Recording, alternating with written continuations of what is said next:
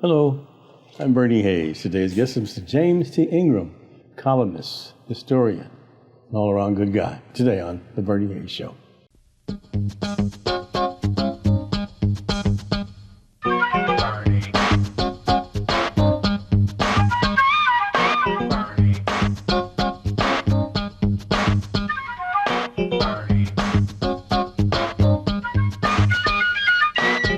Welcome back. My guest is the columnist from the St. Louis American newspaper, James Ingram. James, welcome to the show.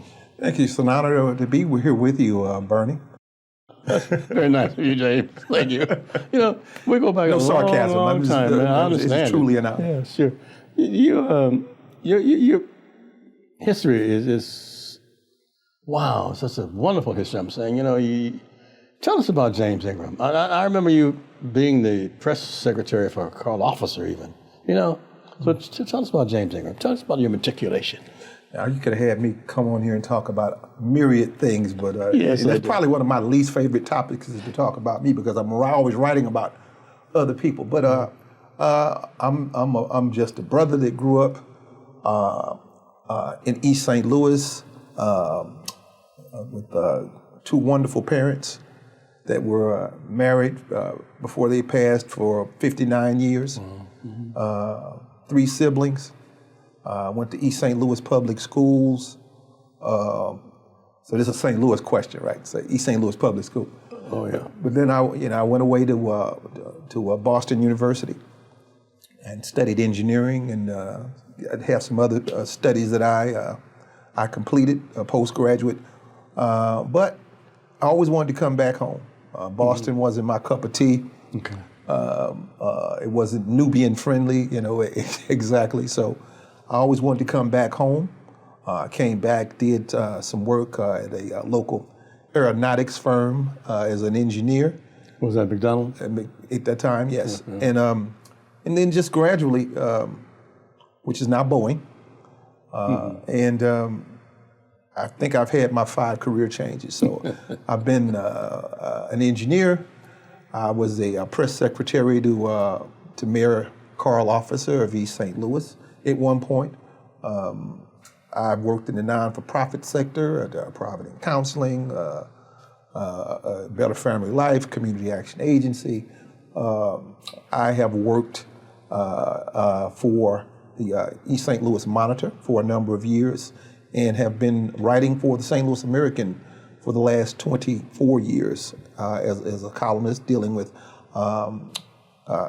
East St. Louis issues specifically, but Illinois issues and some national issues in general. You smile because you're looking to see if the FBI followed me in, but yeah. it's fine. It's fine. That's great. I'm accustomed to it.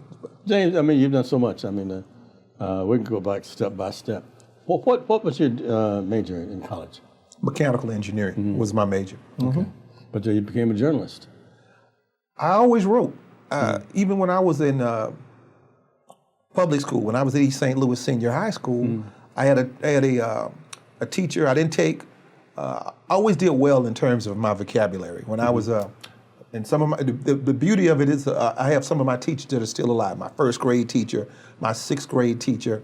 My 6th grade teacher tried to skip me from the 6th grade to the 8th grade. My parents wouldn't allow it to happen because I'm 6'2" now. I was smallish at the time, and my parents just talked to her and said, we appreciate that, but we don't want him to get picked on and so forth. Yeah. But it was because when we used to do at that time, the California Achievement Test.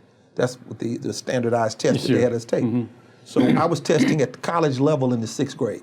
Wow. So that's where my vocabulary was. Mm-hmm. So as being the esteemed journalist and media personality that you are, that vocabulary fuels writing, fuels communication in general. Mm-hmm. So I always wrote. And by the time I got to high school, I took a class by my teacher. She's no longer here, Mary Ann Mays. It was composition and research. Okay. And that's why I thrived. I was able to expound on things. I was pretty much a voracious reader. I always read a lot. Mm-hmm. She told me, you got to have a gift for writing. So when I went off to college, I always wrote op-ed pieces for the Daily Free Press, which was a newspaper at Boston University. Okay. And I liked it. I got out, then I would occasionally write pieces for some of the local newspapers, which is interesting. I was a newspaper carrier coming up. Okay. So I'm delivering newspapers for the Metro East Journal in East St. Louis. But I was one of the newspaper boys that was late delivering the paper because I'm reading the newspaper. You're reading the paper. I'm reading it. I could tell my customers what was in the newspaper before they read it because I read the newspaper. Yeah, that's great. So it's kind of interesting that I went from being a newspaper carrier to a columnist after having read some of the columnists in the Metro East Journal. So I began writing that way. Then got out and by happenstance, I ran into the son of Clyde Jordan, used to own the East St. Louis Monitor, Sure, yeah. and his son, asked if I wanted to write a column in the Monitor, and I did, and I began writing weekly columns, and then eventually went on to the St. Louis American. Dr. Suggs took me in and mentored me in that sense, and it's a wonderful newspaper. As you well know, St. Louis American is the #1 black newspaper in the country. Right. So I feel fortunate, I feel blessed to be there. And, I've been writing ever since. And he gives me the latitude to express myself and write about things that I want to. The only thing he told me when I went to work for him was that, James, don't get me sued. So it's the same he said to me. Don't get me, Bernie, same thing. Yeah. Don't get me sued. Just don't get me sued. Make sure that you check your sources and vet them. Certainly. For the East St. Louis Monitor, you wrote some pretty stinging columns. In fact, you weren't afraid to hold back anything. You were more or less an investigative reporter for the East St. Louis Monitor, as you are for the St. Louis American. How did that incident come about? Because when you grow up in East St. Louis, and I will say this, I'll preface it by saying that we have more master's degrees and PhDs per capita for under-resourced community than any community in the country.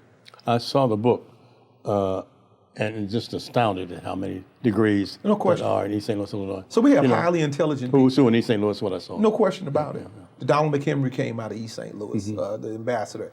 Number of highly educated people.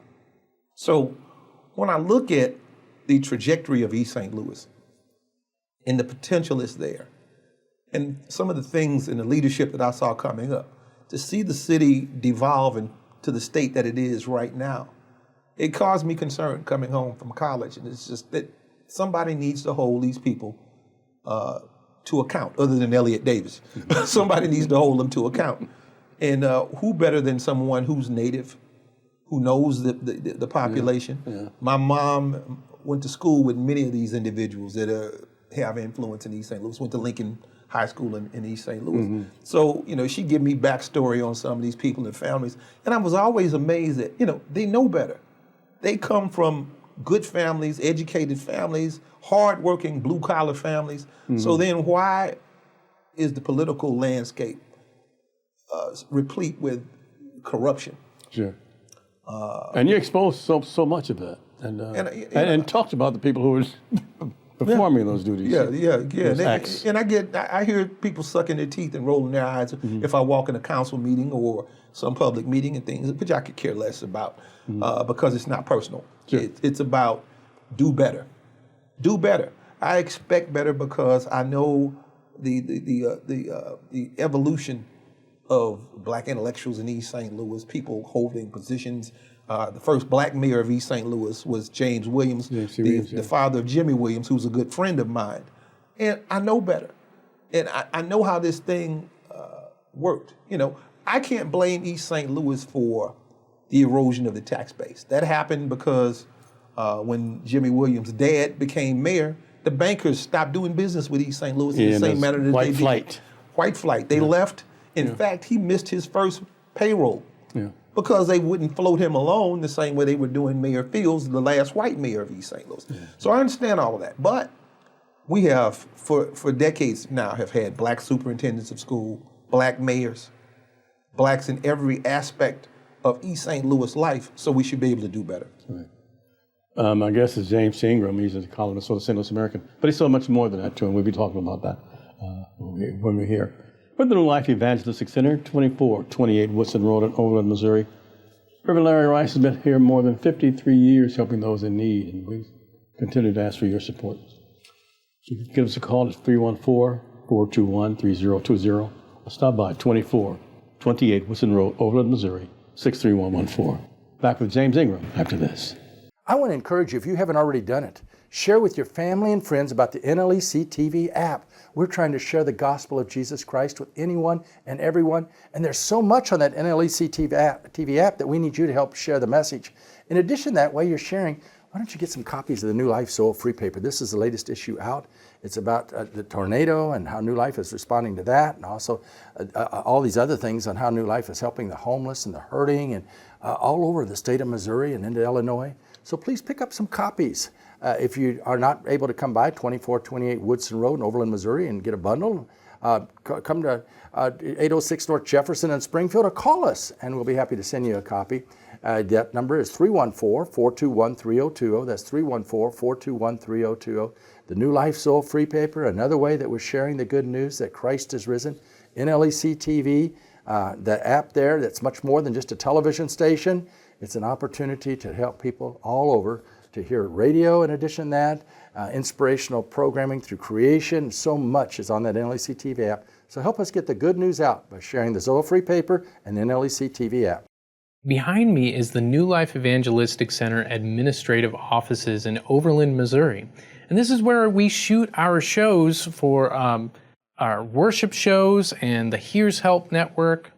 And it's also where Zakid Baruti and Bernie Hayes shoot their shows. You can find all of these shows at the New Life Evangelistic Center app, the NLEC TV app. You can also access them on your tablet or on your computer. And this is how you can stay up to date with all the things that New Life Evangelistic Center is doing. There are so many different programs that we've got going on, and God is doing many exciting things through partners like you. So if you want to support the work that New Life is doing, then please access and give through the app. You can go online at nlecstl.org or give us a call at 314-421-3020. Again, 314-421-3020. But this is the best way to get plugged into the amazing work that New Life is doing through people like you. And so there is something for you to get involved in today. And we are so thankful for our partners. Only through the grace of God and your gift are we able to bless others today. Welcome back. My guest is James Ingram. James, you and I spoke recently, and you told me that while in Boston, you met Dick Gregory, and he had a profound impact on your life. Tell us about that. Oh, well, just reading the history of Dick Gregory and some of his books, and knowing that he was from this area. He came and he gave a very powerful speech at Boston University, and I kind of lagged back because I wanted to meet him and talk to him. And so all these kids, they just kind of scamper off and go to class. Sure. So I'm hanging out. He's got this yellow Rolls Royce parked in back of the chapel at Boston University. So I tell him, introduce myself, tell him I'm from East St. Louis, and he immediately started telling me all the places he used to hang out in East St. Louis. So we're sitting on the curb, literally, and he's got his shoe off, dumping rocks on the ground and talking about East St. Louis and the Blue Note and all these places, which is an old club that you well know about in East St. Louis. Leo Gooden. Oh yeah, and we literally sat there for about an hour, and I was just so impressed that he took the time with me, and I just told him how impressed I was with him, and that I wanted to make a difference, and it was just, he took a lot of time with me, so I was always impressed with him from that point on. What did he do to you or say to you? How did he change your impression of life? I was impressed with his oratorical skills. Okay. I mean, I knew him as a comedian as well as a civil rights activist after he met Dr. King. But I was impressed with how he would just weave in and out of comedy and serious matters in the midst of his speech. He'd have them laughing 1 minute and crying the next minute and angry the next minute.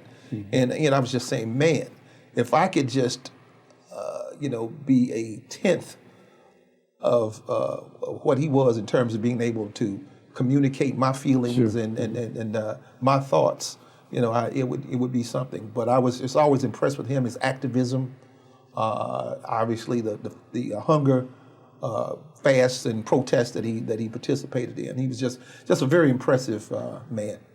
Your activism was always reflected in your columns. Also, I noticed that. When did you come to say into consciousness, James, especially about the African American race, our people as Probably, a people? definitely in college. The one thing I noticed at Boston University was I'm coming out of a public school background. The blacks and whites and international students that were there came from prep schools, boarding schools by and large, a lot of them very rich. In fact, John Kennedy Jr. was at my graduation because I went to BU with his cousin. So Jackie O and he are there. This is the caliber of individuals that are there. So I learned very quickly that you just couldn't sit in the cafeteria and debate national and international issues and not do your homework. These people were very well traveled. These people were very astute. So as a result, in my spare time from the engineering studies, I'm reading everything I could read on the civil rights movement, on black history. Our library was wonderful. They had archived footage and tape of Malcolm X when he spoke there, Dr. King when they spoke there. And so I would immerse myself in listening to Malcolm at Boston University in the 60s debating people, scholars, and just destroying them without a formal education. And it just became, something that impressed me, and then I began to participate in debates on campus, write op-ed pieces, debate the editors of the newspaper, and not necessarily emulate what I'd heard in some of these people, but take the techniques that I learned from how they would debate and the preparedness that they came to the table with, and try to emulate that to some extent. How do you select items or topics for your column, James? They write themselves. Okay. They write themselves. I had a recent piece that I did we have a public pool in East St. Louis. We haven't had a public pool in over 10 years.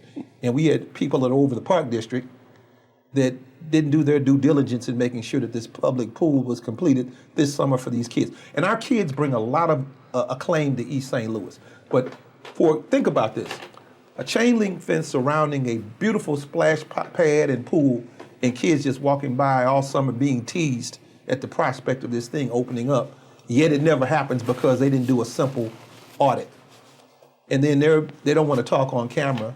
They don't want to, talk to me or anybody that wants to investigate this thing. And I just find it to be a malfeasance in terms of their duty and their obligation. And these people all have memories of swimming at the Lincoln Park pool in the summer, at the Jones Park pool in East St. Louis. Now we have kids who possibly, if they never had a chance to swim from the age of 10 to 20, they have no childhood memories of having fun.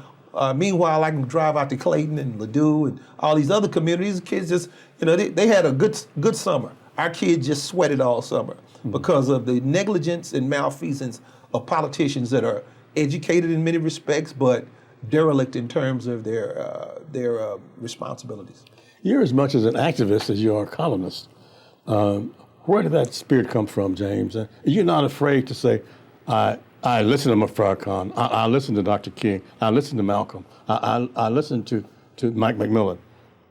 Tell us about James Ingram and that whole involvement of the civic responsibilities. A lot of that came from my grandparents and my parents. My grandparents were married for 57 years. My grandparents married 59 years. My grandfather was a chauffeur for a cotton broker, rich cotton broker in Columbus, Mississippi. And he drove this guy all over the South. He got to stay in segregated hotels when many blacks couldn't do it.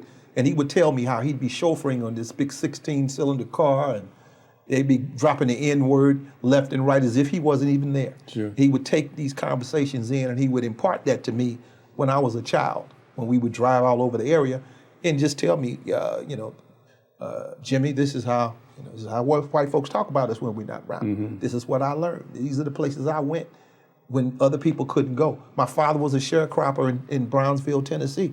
He told me similar stories. And while they had to do what they needed to do during those days, they didn't want me to have to go through that. So they gave me a sense of pride, and the mantra was, if you don't stand for something, you'll fall for anything.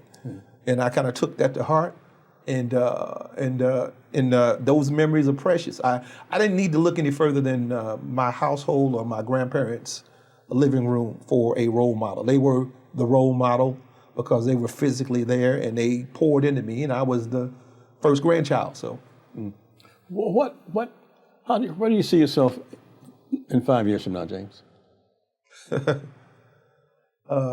I would like to say I hit the Powerball, and French Riviera. I'm traveling all over Ghana. the world. Yeah, Bernie, I would like to die on my post. I think that as long as God is blessing me with energy and life and health, which I try to maintain as much as I can, I would like to do like a Bernie Hayes. I would like to. You're not slowing down.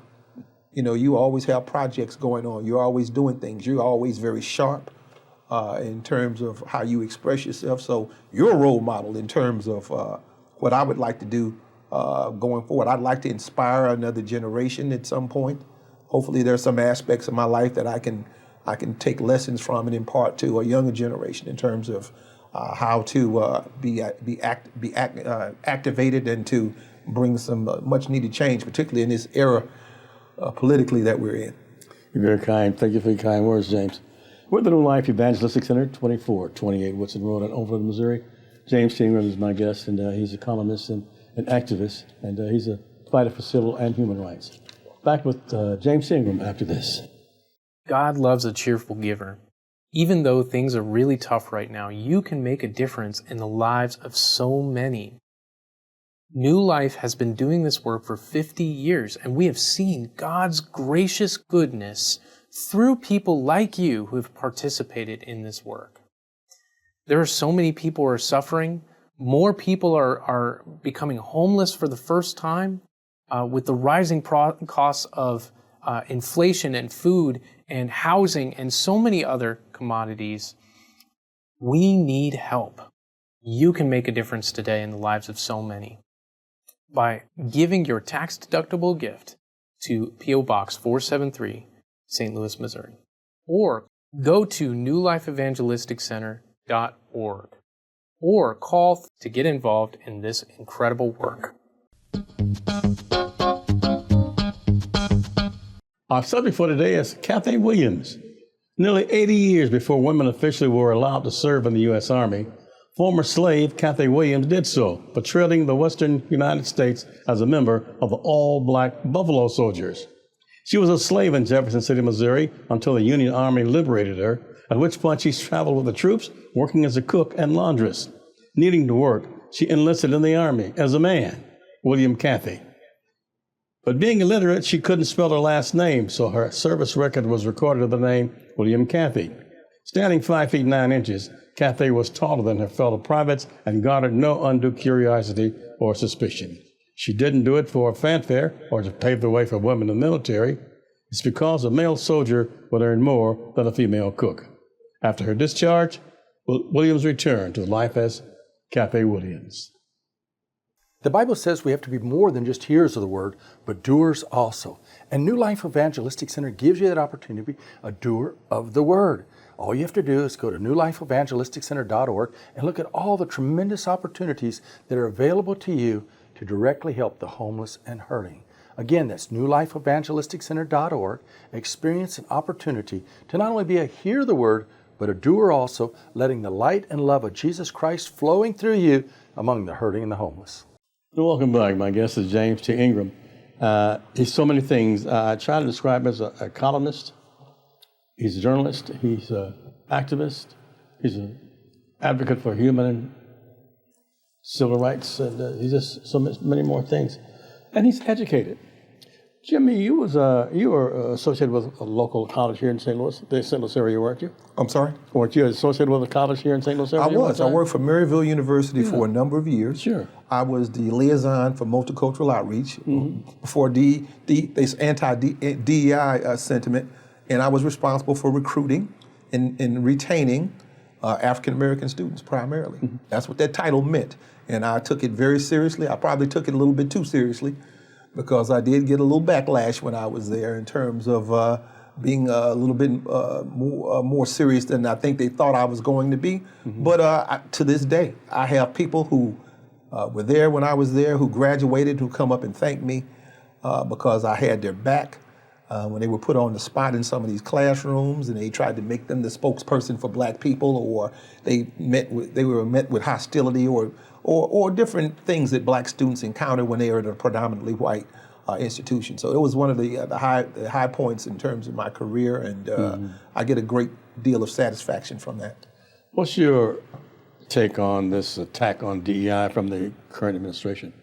I think when you have an individual who is not intellectually curious, who is entitled, who, if you look at his history of his family in terms of redlining African Americans, who has no sensitivity to diversity, it is to be expected. And I think, to Donald Trump's credit, he told everyone exactly what he was going to do, and he's done it. I got Latino friends as well. Down in Miami, I have a gentleman that picks me up. One of the kids I mentored at Maryville University, Venezuelan, looks very Caucasian, and he told me, we went down for a dinner at Little Havana last year. He said, before we even eat, I voted for Trump, I couldn't vote for Kamala, and he just went into all this stuff, and I just told me why Trump was so wonderful. Now he's not happy. Yes, I imagine that. Because of the deportations and things of this nature, and I tried to tell him. I said, well, Donald, told you. Many people are telling me you need to go. Many people are saying you need to be deported. This is who he is. Yeah. He's not a very sensitive individual. He's going to do this until he's stopped. So I'm just praying that he's got about 16 more months before he's lamed up. Yeah. That we can ride this wave, ride it out, and that the Democrats can regroup and somehow regain power. But if you are a conscious person, white, black, Latino, or otherwise, you should not be happy at the state of affairs in this country, because it does not portend for a great future. How can one reach you, James Ingram? Well, they can just reach out to me at my number, I don't hide from anyone, 618-698-6608. And, I'd be glad to talk to them. You have an email or Facebook account or anything? I think it's on the screen here, and they just reach out there, and I'll be glad to talk to them. Mm-hmm. That's J. Ingram at CAASTLC.org. Okay. James, do people come up to you and suggest topics for your columns? People do, and I'm always, as my parents taught me, I try to be kind and listen to people. Most people are very kind. Yeah, sure. There's only like 1% who will say something nasty about what I wrote, and generally they're related to the people I wrote about. So you take it as it is. But people always have suggestions. I listen. I think the thing, and you find this, I'm sure as well, people who don't write and who don't broadcast don't really know what tracks well or what people really want to listen to. Sure. It may be some esoteric topic that they're interested in, but no one else cares about. Yeah. So I have to take that into consideration. So there's a fine line between writing about what interests people and what will trigger people and make them passionate and call them to action. So I try to take that into consideration. And I've probably got 2 legal pads worth of topics that I would like to cover before I leave this earth.